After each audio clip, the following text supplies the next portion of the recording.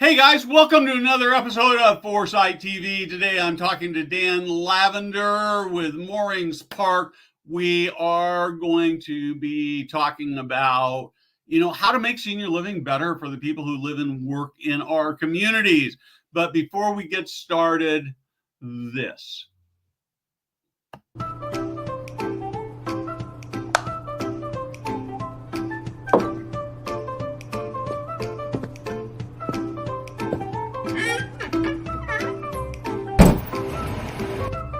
Hey guys, Steve Moran here.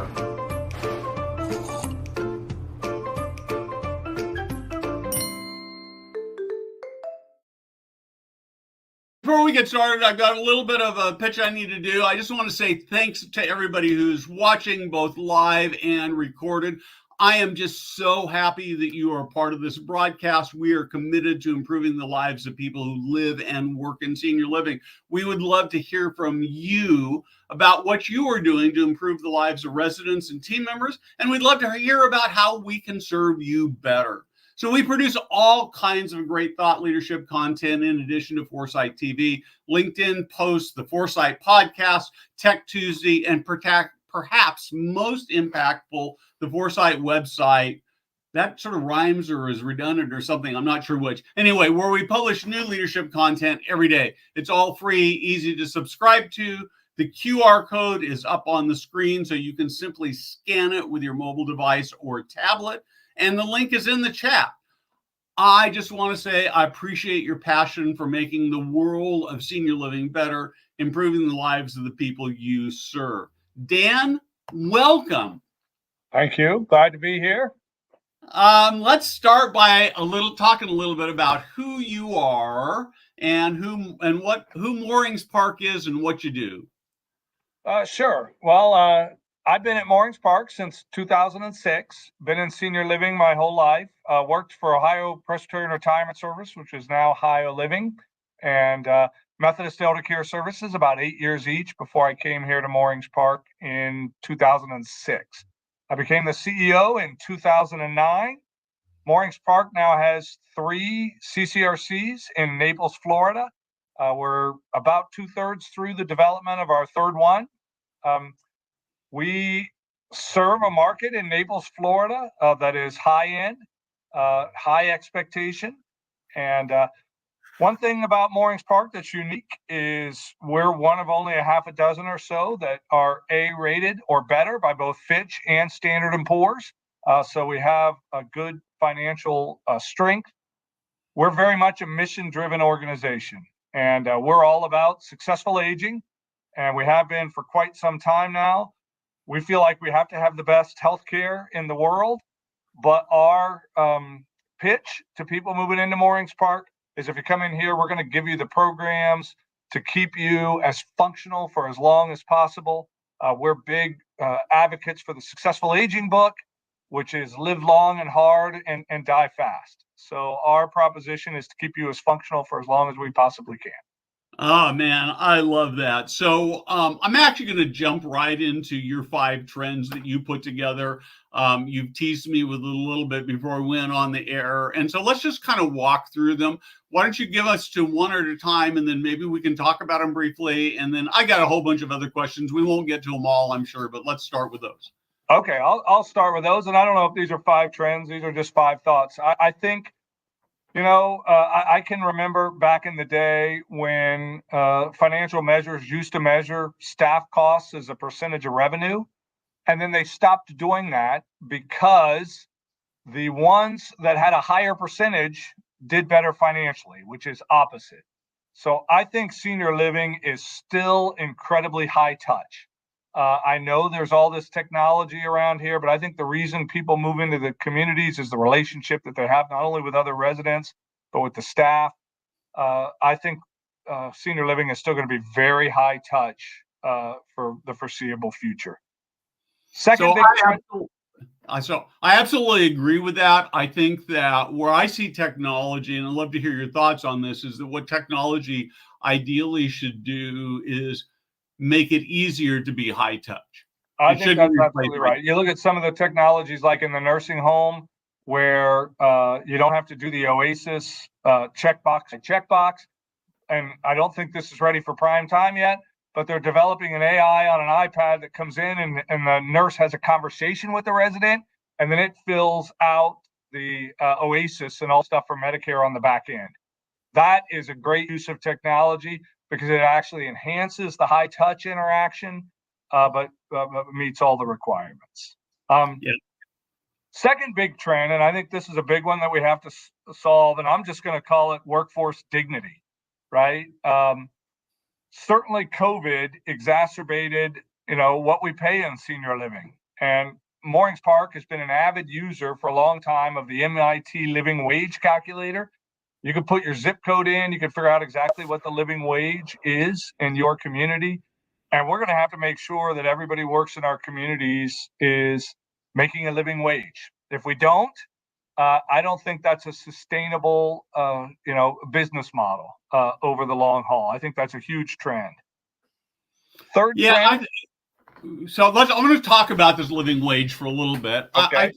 I think one of the things I hear a lot from operators is, I wish I could pay a living wage. I wish I could pay more, but I just can't afford it.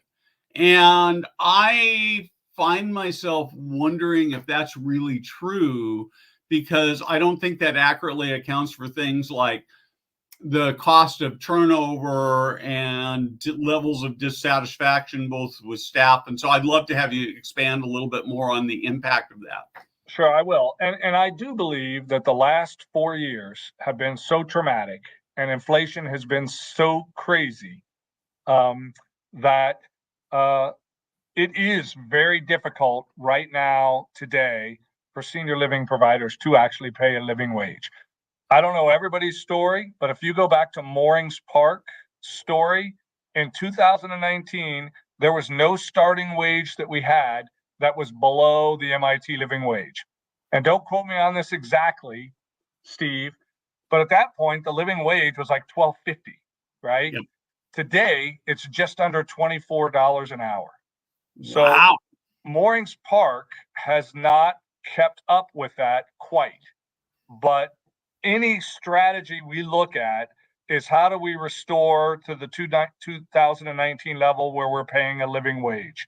And, we got to be getting creative. I think I told you, out in California, we bought a hotel and we're converting that into workforce housing. And, that's a still in process. So I don't know if it'll be successful or not. But we are definitely understanding what those trends are in the living wage. And we're making sure that our long range plans do the best possible over a couple year period to restore where we were in 2019. So I think you're right, Steve. I mean, our turnover is around 15%. If I go back 10 years ago, it was like 8%. So 15 sounds high to us, but I know compared to the industry, it is a low turnover. But I think you're right. You got to factor all those things in. If you're constantly churning your staff, your service level is going down, and paying a higher wage might be actually cheaper. So I don't disagree with you there. And I want to hear a little bit more about this hotel project. Okay, I'll tell it to you briefly because the story is not written yet.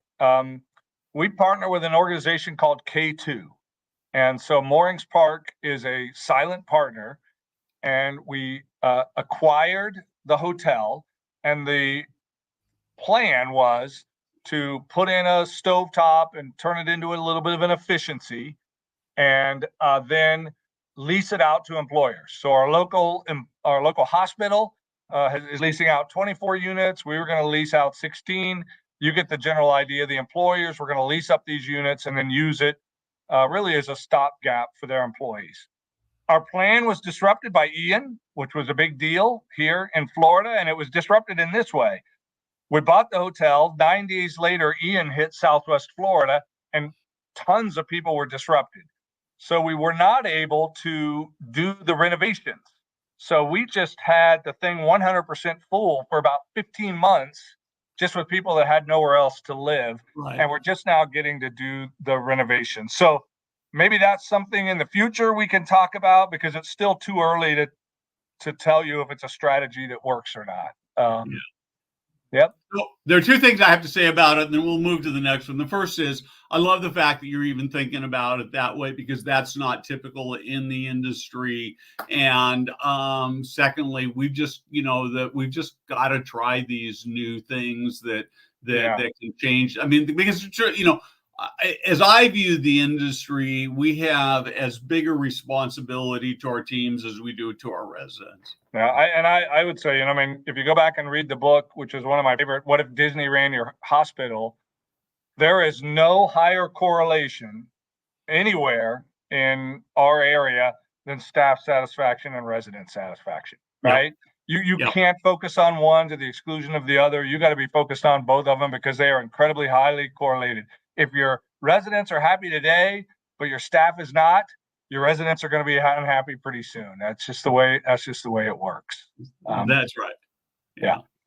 The third big trend, I think, is the customer that comes in today, and it's the boomer, call it what it is. They're the consumer generation, the first one that's reached senior living, the have it your way. They've been told that their whole life, and they want more say in what goes on, right? And they want more control over what's happening. And it's a very delicate balance we're going to have to do to figure out how to keep the fundamentals, because we have responsibility to make sure we're here 20 or 25 years from now, and the resident is worried about tomorrow. 95% of the time, those are in alignment, but there are some times when they're not in alignment, right? Their rate increases are a perfect example. But we're going to have to restructure the way we run our operations to get the residents more involved and to make sure that we hear their voice.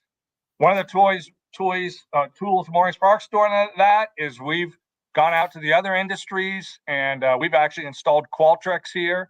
And so our residents are being surveyed just like everybody else. I don't know if you go out to dinner, you get a survey, how'd we do? Qualtrics does that for us. That gives us a voice of the residents. Our resident council, we're spending more time with them, and we're trying to do a correct balance of not too much information too soon, but enough information so that they can be involved in the decision making and the direction of the organization. So I clearly don't have that figured out, but that's clearly a trend that's even going to accelerate in senior living. And, residents on your operating board? We do not have a requirement for residents on our operating board. The chair of the resident council is, or I guess it's the president of the resident council, is invited to the operating board. We invite him to all the operating board meetings, and he has a place on it. We chose about 15 years ago to ensure that we had 2 to 3 residents on every one of our boards, but not selected by the residents. We have a very sophisticated selection of our board members. We have a skills matrix, and we have all of our board members talk about what their top 3 skills are. And we need to make sure we have marketing expertise, legal expertise, finance expertise. And so we can't just have, people in there that doesn't help us round out the board. But we do select 2 to 3 residents on every one of our boards, and we've got 5 of them, based on their skills. And we talk with them about, you're not representing the residents, but you're going to help give our directors the resident voice. You're on our board just like any other board member. You have the duty of loyalty. You have the duty of care. And the reason we're asking you on is for your skill set and how it mixes in with everyone else. So that's the way we've chosen to do that on the board of directors. Oh, that's terrific. Do you find, or do you have any sense yet? I know the boomers are just coming into the marketplace. I find myself thinking as a boomer that I might be much more reluctant to chunk down a big piece of my net wealth as a big deposit than prior generations were, and particularly because the failures are still very, very tiny. The number of failures in CCRCs is very, very tiny, but they used to essentially not exist, and they do exist today. Are you seeing any difference in that? We personally have not experienced that. Okay. We really haven't. I mean, we're full in all three of our locations. 97. Just frictional vacancy. Um, I think, in fact, there are CCRCs in our marketplace which do a great job that are run by residents. But generally, the residents that choose to move into Moorings Park choose Moorings Park because they know that we'll listen to them, but we're also focused on the long term, right? I say this to my residents all the time. I still sign, and this is probably not something I would advise, but I still sign every one of the life care contracts here at Moorings Park. So a big stack of them on my desk. And the reason I do that is every time I do it, it reminds me that I've got to be thinking about Moorings Park 25 years from now, right? Because this Yep. resident has the potential to be here 25 years from now. So I don't know if I answered your question. I kind of got off track there, but I think that making sure that you're financially strong and making sure that you don't make that an issue for people who are looking at moving into your facility is very important. Yep. Okay, perfect. Okay, so we're on to number 4, right? Yeah, my number 4 is times are changing, and we got to change our language. I mean, we are independent living, assisted living, and skilled nursing, and I think we'll continue to be that way. But I hope we start moving away from those old monikers, right? And here you are in independent living. Now we're going to take you out of independent living. We're going to put you into assisted living. That is getting less and less attractive, at least to the people that we serve. So I don't have the answer to that, but I see that as a long-term trend where some of our tried and true since the beginning language is going to have to change. And I don't have the answer to that. Maybe one of your viewers can give me some ideas on that. But boomers don't want to be put in boxes, and those are clear boxes. Yeah. Well, how about CCRC versus life plan? I know as you and I've talked, we've used CCRC. Yeah. I know there are a lot of people who really like life plan, but it still feels like ultimately people sort of CCRC has been around such a long time. Well, here's my problem. And by the way, I got to give kudos to Mary Leary at Mather, because I think Mather spearheaded that change to Yep. life plan community. Personally, I believe it is superior in describing what we want to accomplish than to continuing care retirement community by a long shot. That's my own personal feeling. The problem I have, and the reason I'm still using the CCRC language, is I'm in the state of Florida, and we're governed by the Office of Insurance Regulation, and we have a CCRC license, and I have to go to all these meetings about CCRC and do all this kind of CCRC reporting. And so even though I should be better at making that transition, I'm not very good at it. And I'm going to blame the fact that I'm on Florida and our 651 legislation that keeps me anchored in the past. Hey, listen, best of all to blame politicians. Even politicians do that, right? So That's works right. for me. It works for me. I will say this. We did make a push to get that life plan community into the legislation next time they change 651, and we'll see if it happens or not. Good. Yeah, I do think it's a better name. It's more descriptive of what we do. And so I absolutely do. Okay, on to 5. My 5 is probably my most controversial, and I tell this story all the time. I know that we have a huge middle market program coming, right? But I challenge people who say, why aren't you focused more in the middle market, to find any great innovation that started in the middle market, right? I mean, you can talk about anything. When cars were invented, right? Henry Ford started making them. Only very, very rich people could afford a car, right? And what Ford did is he figured out how to mass produce them, right? And once he mass produced them, then you could take care of the middle market. So for me, the focus on middle market is necessary and important, but I just don't think you're going to be able to figure out the best way to do senior living in the middle market, because of the revenue challenges. And I hope I'm wrong, and I hope somebody else figures that out. But I think all of us that have the reputation of serving the higher end have a responsibility to think about Henry Ford. Yeah, yes, we've got to take care of our own residents, but we've got to put together systems and methodologies that can end up being for the mass market. And I think I made my point there. I do think that the long range trend for senior living is to figure out how to serve the middle market. But I think trying to jump right in and solve that problem is wrong. I wish that more people were focused on, the Henry Ford analogy and what we can do in these senior living communities that are in fact serving the high end, and then try things like AI and things like that where you can afford it, figure out what to do, and then expand to the middle market. I don't know if I made sense there, Steve, but I think focus on the high end is going to be critical to solving the problem for the middle market. Yeah. So I'm gonna riff on middle market for just a little bit, because it's an area I've also spent a lot of time thinking about. First off, I agree with you.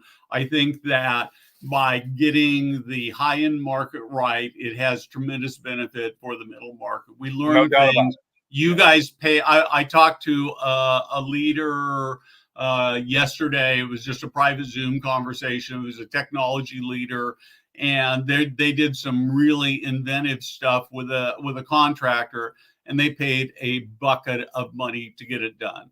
And they had deep pockets, so they could afford to do that. And the future customers of that company will actually gain tremendous benefit at a lower cost, because the high end people paid for the first development. But I actually am not as worried about it as a lot of people. First off, when the NIC data study first came out, it certainly showed some needs, but there were two things. It also showed there were a lot of middle market people who actually found senior housing and were surviving and we're doing well.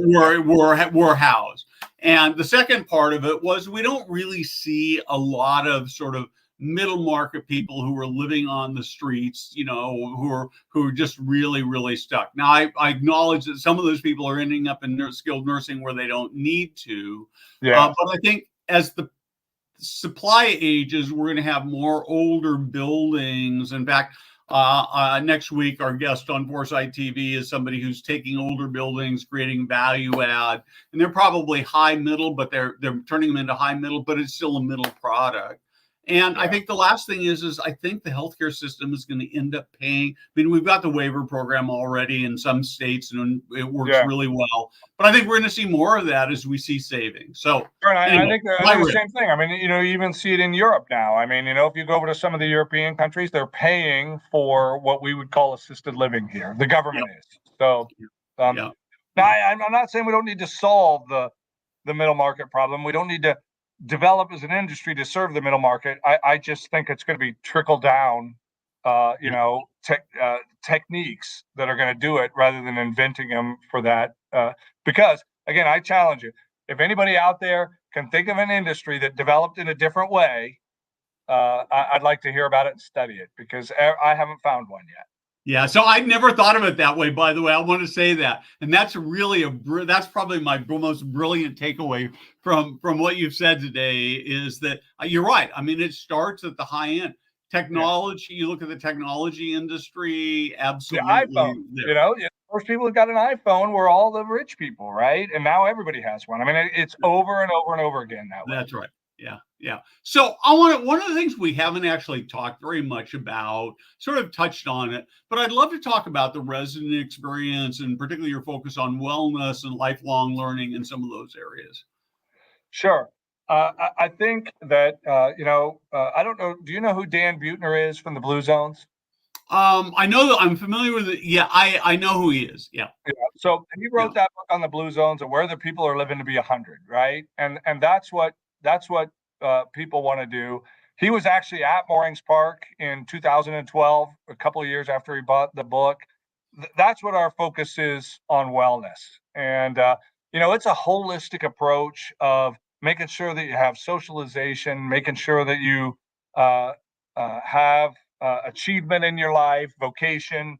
And I think Moorings Park is very, very good integrating that. We now have concierge level physicians that are included when you move into a residence of Moorings Park.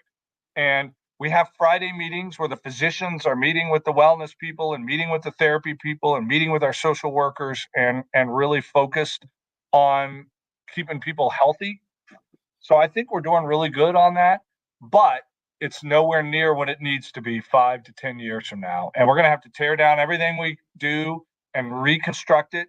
We're going to have to figure out how AI and technology can help us connect not only the ones that are participating in our wellness program, but the ones that are getting lost. So I could talk about that all day. Rather than rambling, do you have any follow-up questions from that?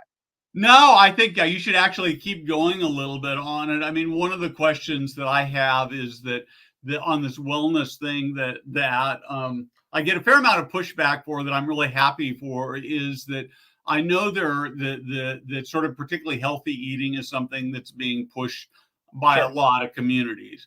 And the struggle I always have with it is you've got people who've been eating steak and potato for 70 or 80 years. And now we say, oh, we're going to start serving them kale. And I'm just not sure people are really going to, maybe it's a great marketing effort, but does it actually work? Steve, that's our marketing plan. Moorings Park and kale. No, I'm kidding. Yeah. So I'll tell you what we're doing. About 8 or 9 years ago, we put Weight Watchers information on our menu. And I'm telling you what, there's been a few times when I've had a storm at my door. That was one of them, saying just what you said. I'm 85 years old. I don't care about my Weight Watchers point. All it does is stress me out and it bothers me. Get them off there. So we got them off. What we're doing now, and there are some chains that do this well that we're following, is Seasons 52 is a perfect one. I don't know how widespread Seasons 52 are across the country, but if you go out to Seasons 52 or you Google Seasons 52 nutritional information, you can get their menu and you can have their menu, and it has how many calories it has, how many fat it has, how many proteins it has. It has everything about everything on your menu. And then if you want it, it's there for you. If you don't want it, they're not showing it on the regular menu. That's exactly what Moorings Park is doing now. We have our regular menus. They're very high end. If you just want to eat your steak and potatoes, you eat them and you don't worry about it.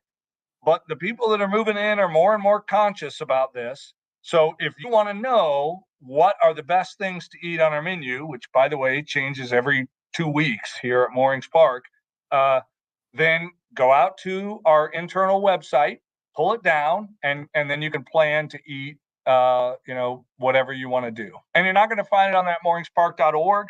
That would only be the ones that the residents have access on the backside. Okay, great. Well, and I think the other thing is that there's sort of this. So two things you wouldn't know about me is, first, I'm vegetarian. Okay. Not necessarily always healthy, but my both of my parents grew up in Loma Linda, one of the blue zones, and so I have deep affinity, deep connection to that. Yeah. And so we eat vegetarian at home. And I think there's this sort of myth that vegetarian means not very tasty, and that's simply not true. No, it's not at all. Right? Healthy food can be as tasty as meat and potatoes.